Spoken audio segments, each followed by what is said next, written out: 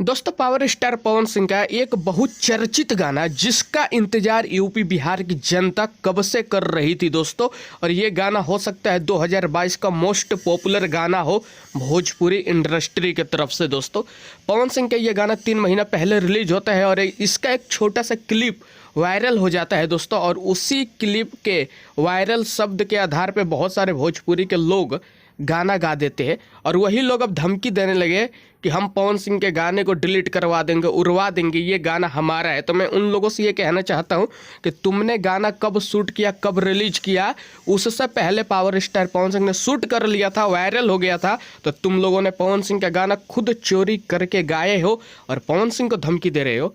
पवन सिंह है वो, पवन सिंह बास कर देंगे। एक बार गाना तो तुम डिलीट करवा के देखो, आंडू पांडू नहीं है वो, भोजपुरी का शेर पावर स्टार पवन सिंह है।